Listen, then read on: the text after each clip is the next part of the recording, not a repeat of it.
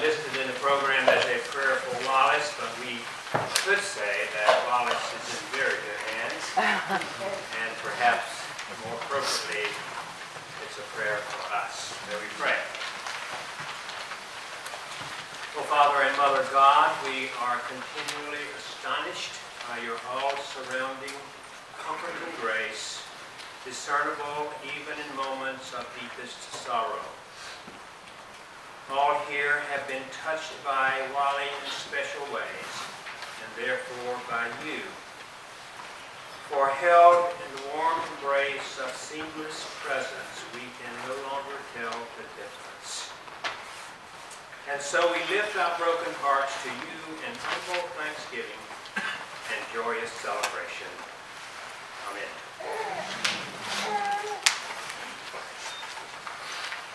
We're all made up of 1,000 stories. We want this time together to be an opportunity to share our reminiscences of Wally and Michael, both here and the theater. What a fitting place where theater and sacred space become one. And then afterwards, we can continue this in the Ellington room across the street. My remarks will relate to that part of Wally's life that had to do with relationships. There's a line in Those Were the Days, that was our theme song, which I would sing, soon the busy years went rushing by us, and Wally would come in with, whoosh. We added another sound effect while eating pizza and listening to a duo sing it at Sharky's Pizza in Cherry Creek in 1972. They sang, from the door there came familiar laughter, and we stopped the song for 2 minutes of continuous raucous laughter. We still do that every time we sing it, which is every time we get together. The universe has existed for over 14 billion years, life forms for about 4 billion. Warm-blooded mammals were allowed to flourish only because an aberrant meteor that totally disrupted... Can you move the mic over? I'm sorry? Can you use the microphone, sir? Absolutely. Warm-blooded mammals were allowed to flourish only because an aberrant meteor totally disrupted a global ecosystem favorable to dinosaurs. We are smaller than a fly in the primordial ointment in life. How can we ever be so arrogant as to presume we have any significance at all? In reflecting these past few weeks on the nature of our relationship, 3 themes have stuck in my mind. Whoosh. The arrow of time has become a rocket. Laughter and significance. For these help describe both the nature of Wallace Sherertz conversations and our relationship as a whole. In conversation, we were undaunted in our pursuit of answers to the most trivial of issues, from failed attempts to teach our adult children manners, to the most profound, like, what the heck does it all mean? We dared life grant us any status less than supremely significant, and proceeded to tackle the thorniest of complex conundrums, knowing we could solve them, whether it be while drinking wine on the beach house front porch of our lives, shaking our fists at the broad blue sweep of infinity before us, or of equal spiritual ambiance in 45R, drinking coffee and glaring out the window at the statue lady, daring her to raise the slightest eyebrow at our demands for social justice. We were heady with our own self-importance. Because we gave significance to each other, we were so tight with a love laced with respect bordering on adoration that when like that the word was loud and clear from celestial headquarters, you are good. We rarely made heavy decisions, Jean and I, without first running it by Wally and Peggy. And everything I wrote for publication or presentation first had to come under the scrutiny of their practiced critical eye. Of course, they were always sweet and effusive with praise, but pushing them to the next level of the conversation, I would get what I needed in valuable critique. We were there for each other. We were people who came when you called in the middle of the night. When I was facing my second lawsuit, Wally, knowing how devastated I was by the first, came the week before to help me practice my testimony.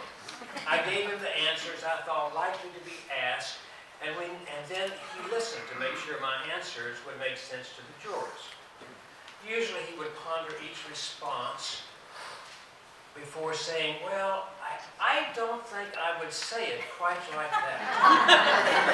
That sounds just a little self-righteous, or too defensive, or something I would never have caught if he had pointed it out. And remember, when you answer, speak directly to the jury. We won the case. Wally and Peggy latched onto us in our youth, worshiping together during my medical residency at First Southern Baptist Church, Denver, 100 or so strong, who met downtown in an elegant but aging Jewish synagogue.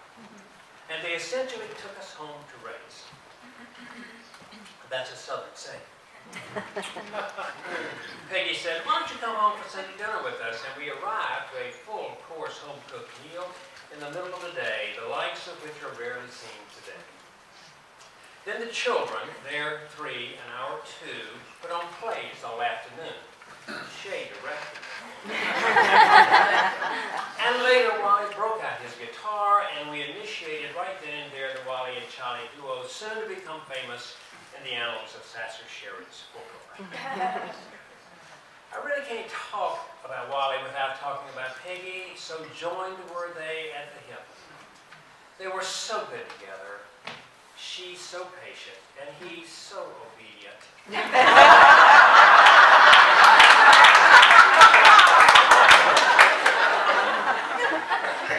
That it was a relief when on occasion their relationship showed cracks. I once described Peggy to my therapist, and he said, you know, there are a few people out there who are so well put together, so self-contained, have such equipoise, that they aren't much help to the rest of us.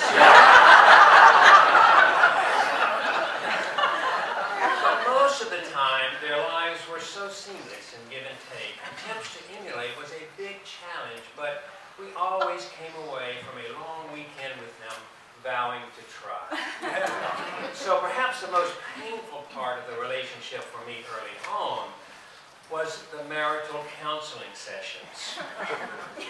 When Jean would call in desperation and say, we badly need a Wally and Peggy fix. I can't take much more of this guy. So they would come. And when they were done, usually in late night sessions, Jean felt, oh, so much better. And Wally would take my battered body aside and console me that maybe I wasn't quite the self-centered, solipsistic ass inferred by the plaintiff. And there was still hope the relationship could be salvaged with perhaps just a little more effort on my part. And I would promise to try. But I have to go back to that powerful symbol of the nature of our lives together, the beach house front porch, overlooking the Atlantic in all its infinite majesty. For here on the front porch of our lives, surrounded by indescribable beauty, and children laughing and chasing and joining us in song, we could model all that we held dear. Togetherness, tenderness, the centrality of music, the high value placed on intellectual competence, the deep felt concerns for social justice, the power of affirmation, the preciousness of the moment, and an overwhelming sense of a presence much bigger than we were. bestowing upon us the gift of significance. In those moments, we would actually come to believe we can make a difference. In reflection, the word cherish comes to mind. We did a lot of crying together over each other's trials, tragedies, and tribulations, but mostly we laughed. In four-way conversations with the girls, it was hard to get a word in edgewise between Wally and me, but we always managed to locate the ludicrous, to find risque meaning in the most innocent of phrases, to conclude the situation was likely hopeless but not serious, and just to laugh and laugh and laugh. I came away from our last telephone foursome with that uplifting conclusion: simple, ribald fun. Over the years, we became masters at putting the fun back in dysfunctional, which is an essential strategy for successful aging. And so when I struggle to find images of Wally's presence to get me through the day, I think it will be the specialness of our all too brief moments together, the significance endowed by the gift of this friendship, but mostly of a laughing Wally, reminding me of our laughter together, laughing at our wives and children, laughing at each other, laughing at ourselves. A laughing Wally.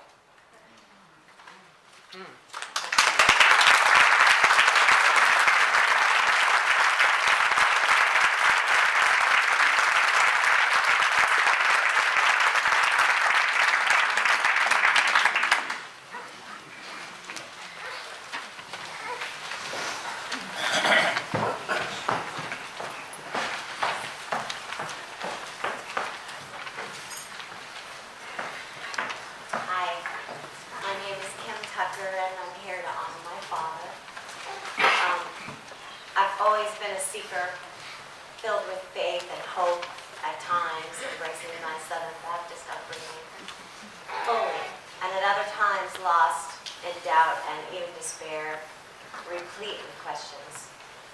I think my dad liked the word that I used, replete. My dad allowed it all. Not only did he allow it, he embraced me wherever I was on my faith journey. And he taught me that questions of doubt are necessary if we're to be seekers of God. But he never left it there.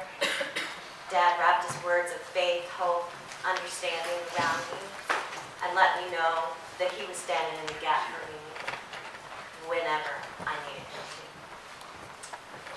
Dad gave me a copy of Khalil Gibran's The Prophet when I was a teenager, and it inspired me different times and crossroads in my life, and I wanted to just share a couple phrases with you now that speak to me through the voice of my dad. And the first passage reads, "And he who defines his conduct by ethics imprisons his songbird in a cage. The freest song comes not through barbed wire." Dad embodied the freest of songbirds because he knew that God is bigger and broader than any set of rules or dogma can possibly accomplish. The second passage reads, "And if you would know God, be not therefore a solver of riddles, rather look about you, and you shall see him playing with your children. And look into space, you shall see him walking in a cloud, outstretching his arms in the lightning and descending in rain. You shall see him smiling in flowers, then rising and waving his hands in trees." I think my dad would say that means when we try to solve the God equation, we miss the God experience. And I just want to thank you, Dad, for opening my eyes and my heart to the God experience. I love you forever.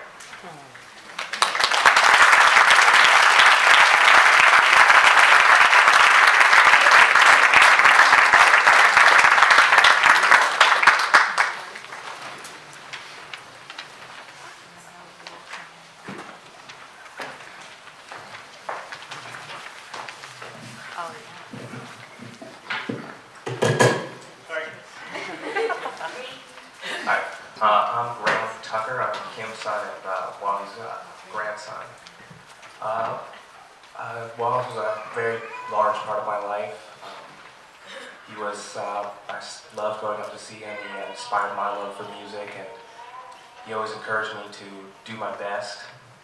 He was there for me when I had some rougher times in my life, and he gave me some real talks and gave me some advice on how I should live my life, and that I can do whatever I want to do, and that what is in the present doesn't define the future. And I'm forever grateful for that.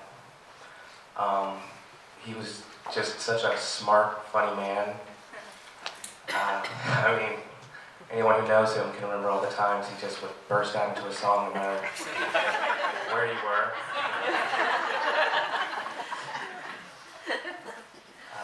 Yeah, he was just a real joy to be around, and he puts up with grandmother.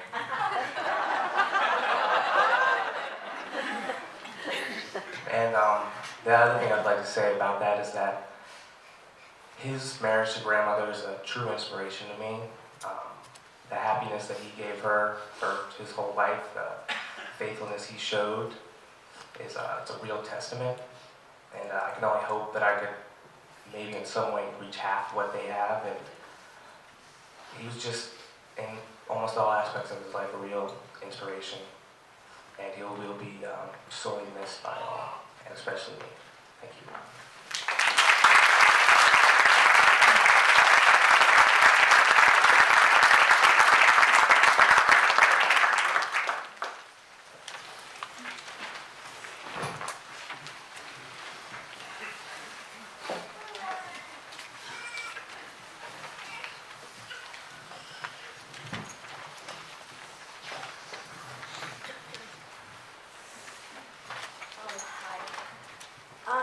Tucker. I am one of Wallace's granddaughters.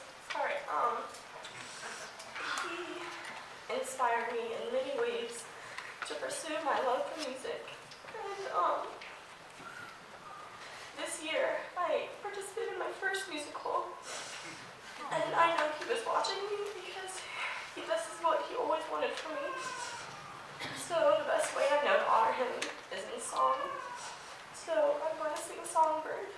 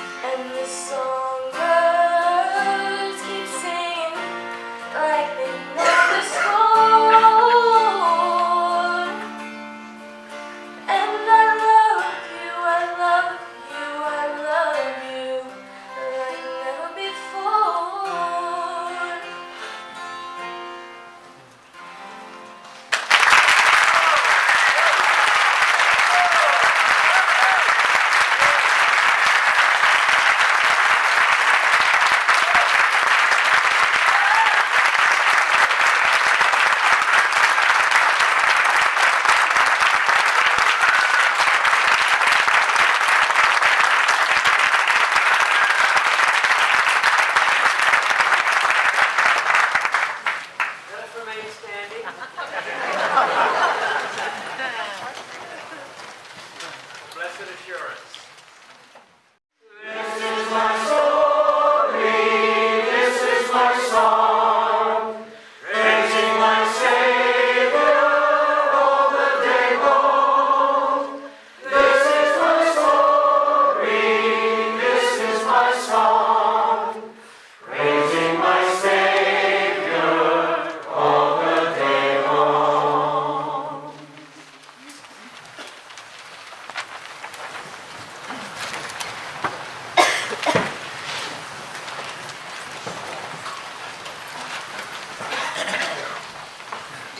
Yeah, I thought that I could act my way through this, but I did not.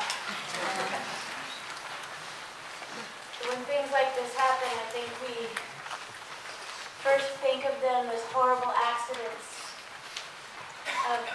of great mistakes that should not have happened and should have been solvable.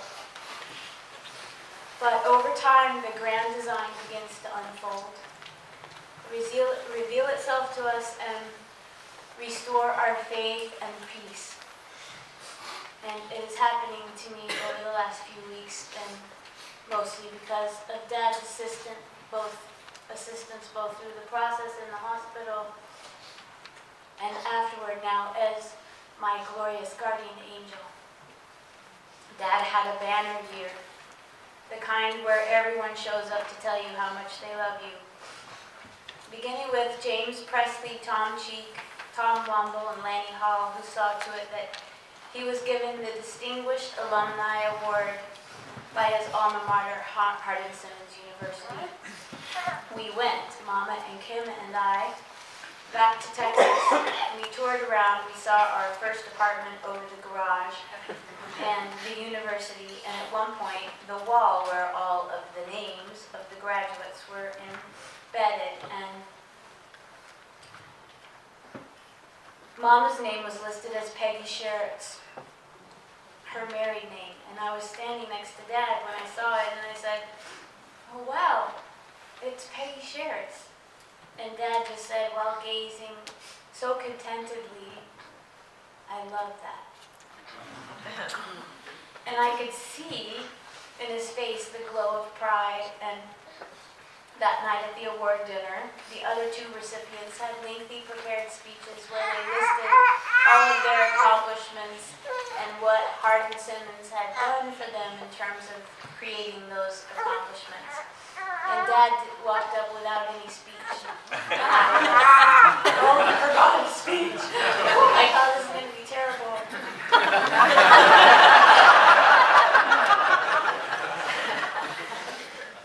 He could have said, in my mind, I was listing all of the things in case he forgot something. He could have said he was the Marine Recruit of the Year. He could have said that he was offered a scholarship to the Naval Academy. He was the first project draftsman of the DEW line protecting North America during the Cold War. He could have said he was the president of the Colorado Education Association. He was the member of the National Choral Arts Society, and the star of every great musical ever written, as far as I was concerned. But his only concern was to thank his wife. He told how he believed that God had sent him a messenger, a man who worked with him, who told him all the way out in Thule, Greenland, that he could get a scholarship to Hardin-Simmons University for singing. And so he had traveled to somewhat 6,000 miles from Thule, Greenland to meet his bride and marry her and give up the offer he had to sing. He didn't say this, but he had an offer to sing in a nightclub in Hawaii, I know. He gave up that, and he gave up performing for years to have his children, and he became a great educator. He raised us all up before returning to his second love, the theater. And this year, he had Thanksgiving at his grandson Tristan's house, who prepared a perfect meal with his 4 other grandchildren and 2 great-grandsons, one of which is brand new, and will make a ruckus, and we will be happy about it. He walked his granddaughter, Lauren, down the aisle at her wedding, after Christmas. I'm sorry. His granddaughter Grayson gave him the gift of deciding to sing for the first time and sharing her voice with us and performing in her first musical, but recording songs for us for Christmas presents. His granddaughter Addison founded a movement to change the way that we all see race and gender and sexual differences. And just before his birthday, his grandson Graham got married, just like he had when he was still in school, to a beautiful bride, Jennifer. All of you, back, he had visits from his best friends Mike Mosley and the Sassers, who came to see him in New York.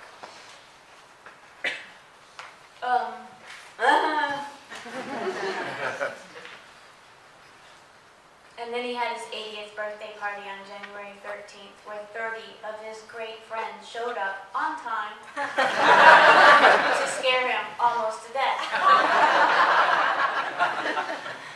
In the hospital, when he opened his eyes after being sedated and saw Mama, and smiled the most contented, love-filled smile I have ever seen.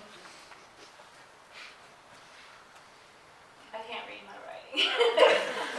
When he was singing through his oxygen mask the song Kisses Sweeter Than Wine, about a wife whose kisses are sweeter than wine, I said afterward, "Dad, you love that song, don't you?" And he said, "Well, yeah, it's my theme song."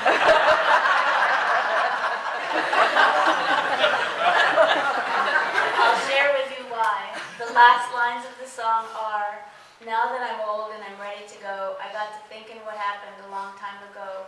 I had a lot of kids, a lot of trouble and pain, but oh Lordy, will I do it all again, because, ooh, it had kisses sweeter than wine." I just want to thank you all for giving him all that love, because it's in the fact that you gave him that love and continue to give it to him that he was able to love us. And we got so much love from him. Now I'm going to read a poem that I wrote.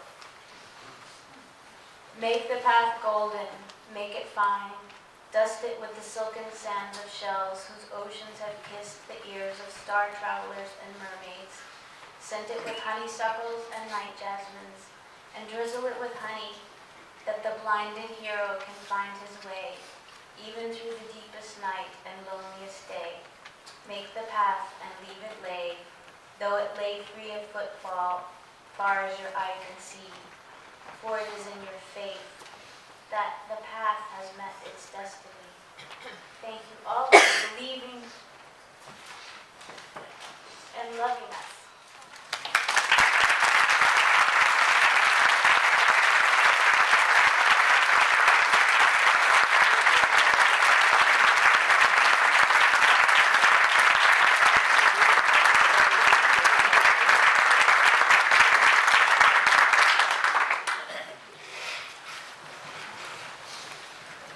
As I look around, as Shelle said earlier, I just have to say thank you, all of you in one way or another.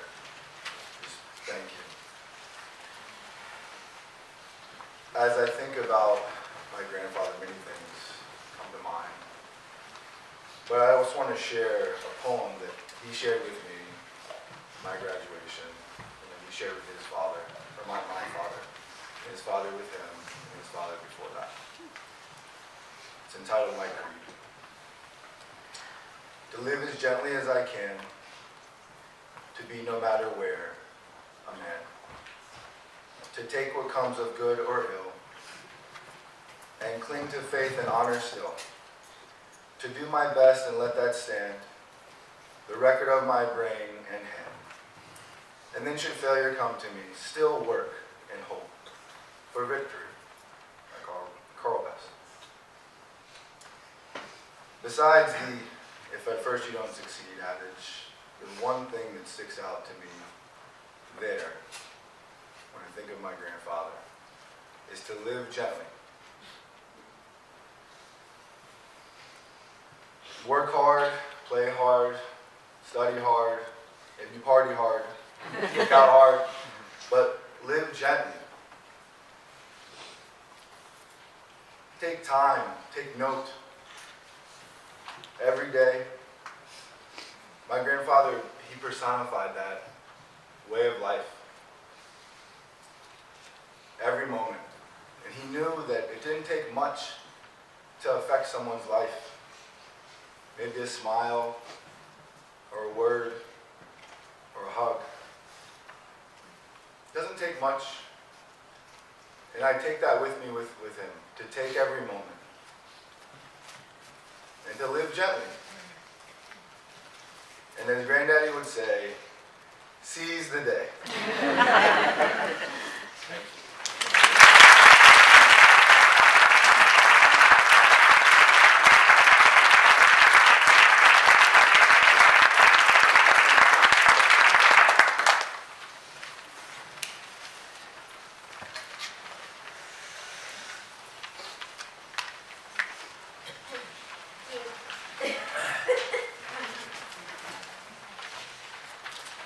Let's stand for another song.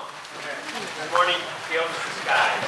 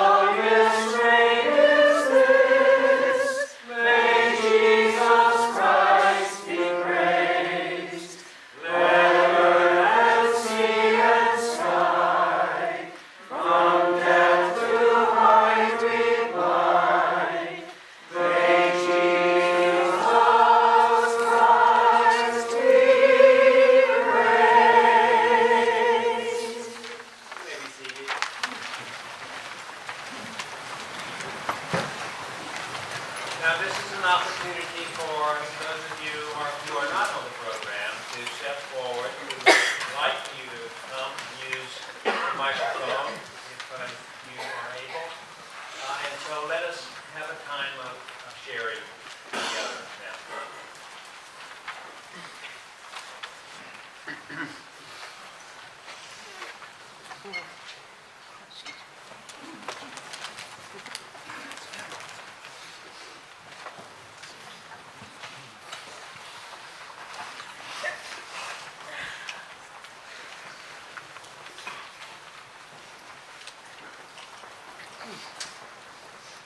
Good morning, everyone. My name is Adrian, and I'm the founding artistic director of the Project Rushmore Theater Company, in which Michael was a member. First, let me start by telling you how he got to be a member. The first part of getting a theater company together, we used to have meetings, a lot of actors talking about what we were going to do and how we were going to do it. And Michael was invited to one of the meetings. So I'm, celebrating the meeting, getting good ideas. This went on for about an hour and a half, 2 hours. And I was just about ready to say, well, that was a great night. Thank you for coming. And all of a sudden, in the rehearsal studio, the door slightly opened. And Michael's face peeked around the corner. And he said, "Am I late?" I had a problem with this because I didn't want to embarrass him for missing the meeting. And I also wanted to dismiss everyone because they had done such a good job. So I said, well, I'll tell you what, we're wrapping it up. Okay, yes. And perhaps I can talk to you after the meeting. So I wrapped it up. And I got with Michael. And I must say, after about 2 minutes of conversation, I have never looked into someone's eyes and their face and seen anything more kind.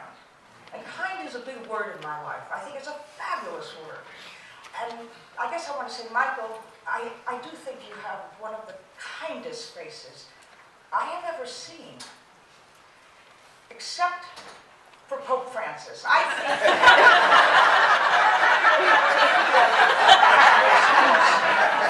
and so Michael, I want you to know that when I think of you right there with Pope. Michael did a lot of work that we did in our company. He was in Mornings at 7 and The Odd Couple and all sorts of things. And every single time, every single place he worked, he was right on the money. He was kind. He loved to talk to people. The only problem that I had with Michael is I didn't really understand his humor. I didn't quite know what to do because I'd see Michael coming and he'd go. And he'd tell the joke, and I'd be standing there, so I thought, this is a lovely man. You're going to have to decide what you're going to do about this. So every time he came to me and said something, I would just burst out laughing. And I did that because I wanted to see that twinkle that he had in his eyes. I think that was priceless. The only problem I had is sometimes I'd start laughing before the punchline. And I said, that joke has two laughers in it. So Michael was just an amazing talent and just a human being. And the day before Michael died, my brother died of brain cancer. And I like to think that my brother invited Scalia to go with him. Now, it's a really problem. I'm sure the next day, Michael took care of it. So Michael, I want to say to you, I will love you until I breathe my last breath. And if that comes sooner as opposed to later, I want you to know I'm inviting Donald Trump to come back.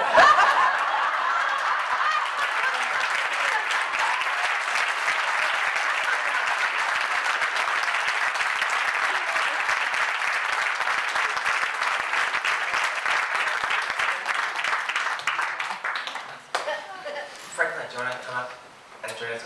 We were Michael's family at the Borough of Manhattan Community College Writing Center, where Michael spent many, many hours, never more than 18 hours a week, but hours. I was Michael's, Franklin, you want to come join us? Yeah. I was Michael's fourth boss in 4 years. It was a slightly crazy place when I got there.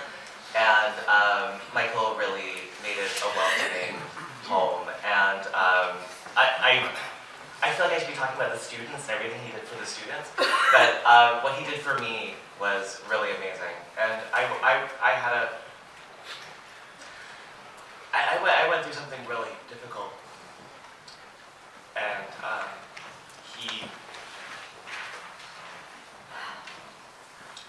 he was there. He made sure I ate. And I really miss Michael. And I know that we all feel like we do. Hi, my name is Antonia, and I worked with Michael for 3 years. And during my last year at the Writing Center, it was just complete chaos. And I complained about everything incessantly. Jason knows. I just hate this place. I would come in, slouch shoulders and all, and he would start singing a song. Every single time I walked in, he would just start in, and I would smile. And then, I was like, well, I have to find something else to complain about. So I started complaining about being hungry. And I was like, I'm hungry, I can't eat here, I hate this place. And every day for a year, he gave me half of his peanut butter. Every day. And I wouldn't even say anything, and he would, pecking me in 2 pieces, cut it in half, and gave me the other half. And I left the Writing Center about 2 years ago, and I had actually recently texted him to have tea with him, and I wasn't able to. So was one of the greatest men I've ever met in my entire life. So I'm so glad to have met him.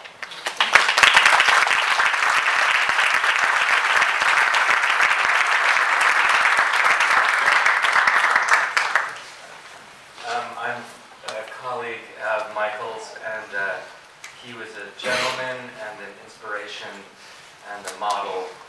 And I left the Writing Center and became a teacher, and he sent me an email, saying how much he loved teaching, and he was just go get him, you're going to be a wonderful teacher. And I was looking back through the emails I got from him, and it was just a wonderful, warm, generous man. And I didn't know all the rest, and I will tremendously miss him.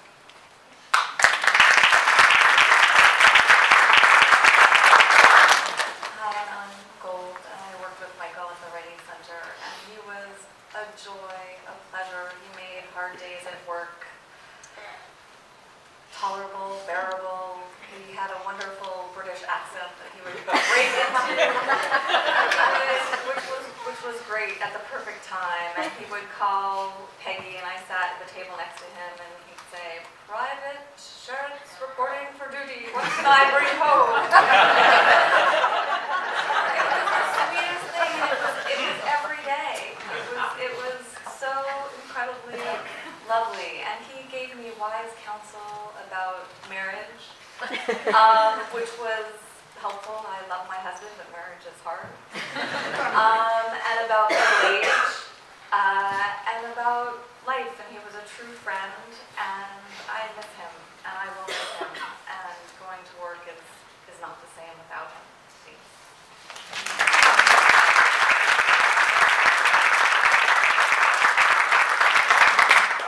This has to go up a little bit, I think. We'll toss it back down. Hello, my name is Franklin Winslow. I'm also a colleague of Michael Shelle's or Wallace Sherertz's from the BMCC Writing Center, and I'd like to reiterate that probably his biggest gift to my life was the gift of kindness. And the other thing that I think I'd like to add to the conversation is the gift of crosswords. And I knew Michael for 2 years, the past 2 years, 78 to 80, which I also would like to reiterate that this past year has been a banner year, and he was full of joy, having spent the kind of time that he spent with his family in Texas and North Carolina, I think, North Carolina. And he shared that with me, which I'm very thankful for. But gift of crosswords. He did a crossword every morning and came in early. We opened at 10. He started at 9:30, and so he was always at the desk with a crossword and a smile, and was open to working if students came early, which was an amazing thing that he was doing. But his crosswords, he started to run out of them. He was doing them, Monday, Tuesday, Wednesday. He kind of laid off on Thursdays and Fridays. He was like, by Wednesday, I think I'm ready to do Monday again. And it doesn't matter which Monday it was, because I won't remember this past Monday, last week Monday, and Monday before that. So I would just print crosswords off for him randomly from the internet, and he was like, oh yeah, April 17th, 2010. That sounds as good as any of the other April 17th. And so those things he gave to me, and I'm very thankful for them, and I'm going to miss him very much.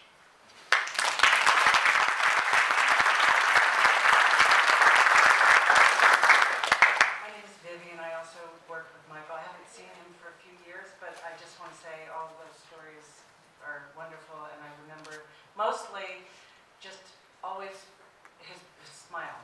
He just would always have a smile, and it always made working and being in that working environment wonderful.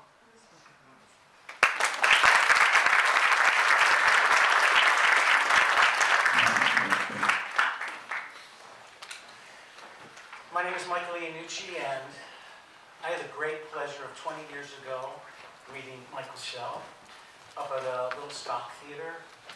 And I'm not being off color here, but as soon as he walked into the room, I had a little crush on Michael Sherertz.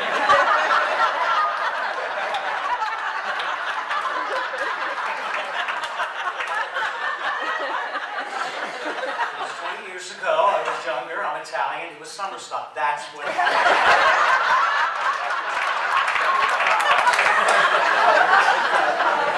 So I sort of felt it out a little bit, he sang, and I was like, wow. And then this dream of a blonde girl came to visit, and I said, damn. It was Peggy, and I wanted to not like her.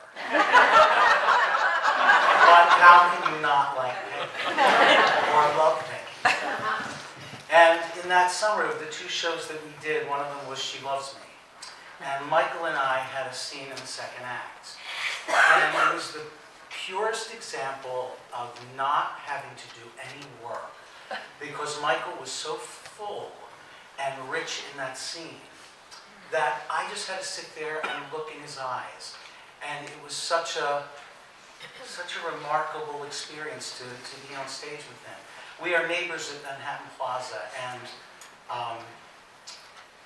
you would see Michael and Peggy walk down the street, and they were the dream couple. They just were the dream couple. And I would always walk by, when I was walking to 10th Avenue, I would always hope, I hope Michael's sitting at the little punch bar. Because he too would, I would sit down for a while, and he would talk about his daughters all the time.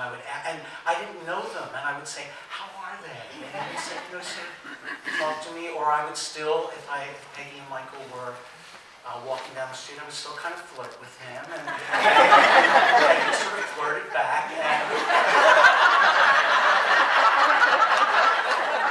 Peggy would do, oh, Michael. I'm telling you, I tell you, Maureen Silverman and this gal that we just met from Titanic, Liz, all agreed.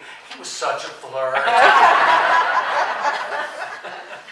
I will miss him. I am honored that I know him, that I knew him, that I know him still. And to his wonderful family, you're such a tribute to who he was, and to you, Peggy, who you were such his not better half, but equal half. And what an honor. My name is Claudette Mansier, and I know Shay had said we were supposed to let people know if we wanted to talk, but of course I didn't get around to doing that, and Michael would understand that. I just want to say that I've listened to everybody, and listening to talk about how kind Michael was, and really he is. I met Michael through Peggy because I worked with her at Marsh, and I was there just a few months and suffered a very painful experience. And I remember vividly Peggy hugging me at my desk and then bringing me into her home and her family with Michael and her entire family, with her children and grandchildren. And I know I haven't met a lot of you, but I know you all very well. and I just want to say that Michael, as well as Peggy, brought so much light into my life in the darkest days. And as we sit and people talk about how you lose contact and didn't reach out as often, and I guess I would say a lesson here, and Michael would appreciate me espousing a lesson, is that don't let the stupid things of life and everyday life get in the way of keeping in touch with people that you love, because sometimes then you can't do it when you really want to. So I would say that's one of the takeaways, and I wish I had spent more time in the last years, and things get busy and I've been traveling, so no excuse, but I just love you so much, and Michael, love you so much, and thank you for everything you guys did for me, and really touched me in a permanent way. And I often tell people about how wonderful, and I listen to how everybody realized how great you two were, and what an honor to the institution of marriage, which I've not done well at, but I'm done trying, so Michael will be happy to know. But I think that one thing I wanted to say too is that Michael, it's our ironic because I haven't talked to Michael and Peggy for a while, so they don't know that I started dancing. And on February 14th, I actually performed in a showcase in a small theater in New York, in Chelsea, and I had no idea what was happening with Michael. So I feel when I got there and felt strong on the stage and did a good job, that now I know why, and that it was the angel of Michael. And I just, again, I love him so much and love you, Peggy, and thank you all for your wonderful family, and you've really been so lucky to have been blessed with him. So I just leave you with, please make sure you reach out to people you love and you don't get to see a lot, because sometimes you can't do it when you want to.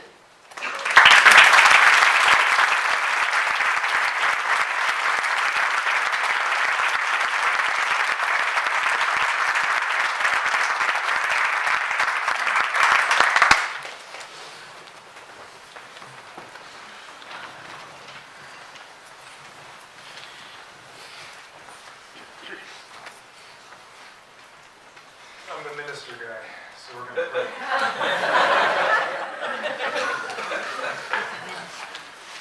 Let us pray. O divine Spirit that infuses us with a sense of wonder in the face of sadness and hope in the face of despair,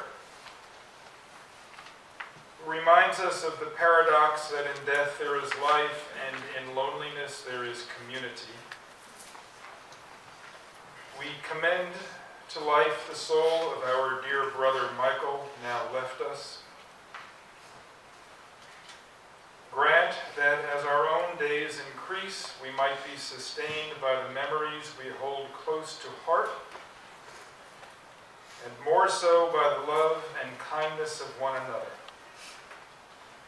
If there is one legacy we owe him, it is this: that we suffuse the pain of loss with the joy of recollection, to the end that we ourselves might radiate that joy to dark and loveless places of the world, to friends, to enemies, to people we have not met and may never know. Let us give this love freely and recklessly, abundantly and anonymously. Let us do this for ourselves, and let us do this for Michael. The world will be a little bit better, and so will we. Amen.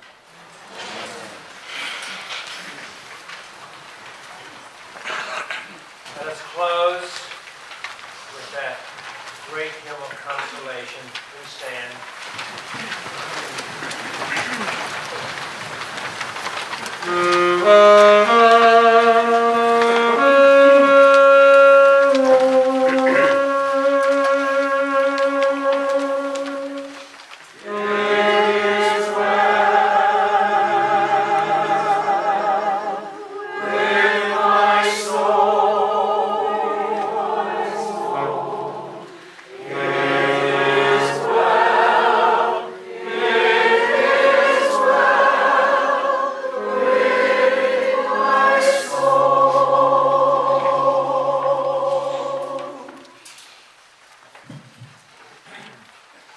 Before we all leave today, after seeing all you all speak tonight, seeing just the sheer number of people here tonight, and the fact that a man lived to touch so many people in such a significant way, I would just also like to say something and remind everyone of the fact that we shouldn't be all too sad about his passing. We should be so glad that he lived at all, and that such an amazing person was able to, in any way at all, be a part of our lives, and how lucky we were to have met someone like that. And I'd like to read a brief verse, which I believe embodies how he lived his life. It's Ecclesiastes. Go and eat your bread with joy, and drink your wine with a merry heart, for God has already approved what you do. Let your garments be always white, let not oil lacking on your head. Enjoy life with the wife whom you love all the days of your life that he has given you under the sun, because that is your portion in life, and that is your toil of which you toil under the sun. Whatever your hands find to do, do it with your might. For there is no work, or thought, or knowledge, or wisdom for where you go. I believe that he truly did live every day just full of joy, and just amazingly so. I can't even remember a time when I saw him be sad about something for any period of time. So I just like to say that we should all remember to not be too sad, and just to be just so just happy that someone like him lived at all. And thank you again so much for coming.